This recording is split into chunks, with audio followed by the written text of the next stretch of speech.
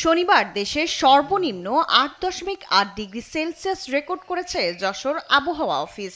সপ্তাহ জুড়ে ৯ থেকে ১১ ডিগ্রির মধ্যে তাপমাত্রা ওঠানামা করছে। কনকনে ঠান্ডায় মানুষের হাত পা অবশ হয়ে যাচ্ছে। শীতের এই তীব্রতায় আগুন জ্বালিয়ে শীত নিবারণের চেষ্টা করছে মানুষ।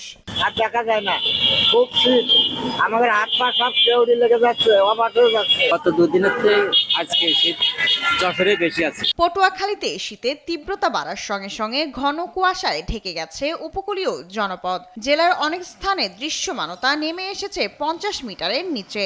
বেলা বাড়লেও দেখা মিলছে না সূর্যের। এছাড়া শীতের প্রকোপে বেড়েছে জ্বর, সর্দি, ডায়রিয়া, টাইফয়েড ও নিউমোনিয়া আক্রান্ত শিশু ও বয়স্ক রোগীর সংখ্যা।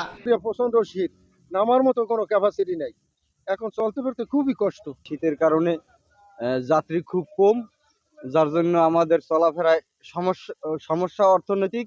ঘন কুয়াশা আর কনকনে ঠান্ডায় বিপর্যস্ত হয়ে পড়েছে কুড়িগ্রামের জনজীবন। মধ্যরাত থেকেই ঘন কুয়াশায় আচ্ছন্ন চারপাশ। হাড় কাঁপানো ঠান্ডা আর হিমেল হাওয়ায় স্থবির হয়ে পড়েছে স্বাভাবিক জীবনযাত্রা।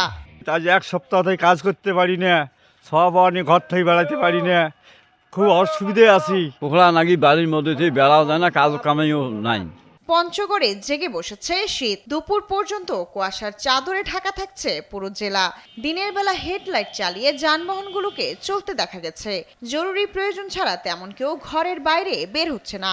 বর্তমান শীতের কারণে ভাড়া ভর্তি কম হয়, এর আগত কামাই যে ৫০০-৬০০, বর্তমান কামাই হয় ২০০। কুয়াশার জন্য মূলত বের হয়ে যায় না, আর এমনও সূর্য উঠেই না। ৩-৪ দিন ধরে আমাদের এদিক ঠান্ডার জন্য বের হতে পারতেছি না। জেলা প্রশাসন বলছে শীতার্তদের সহায়তায় শীতবস্ত্র সহ প্রয়োজনীয় ব্যবস্থা রয়েছে তাদের।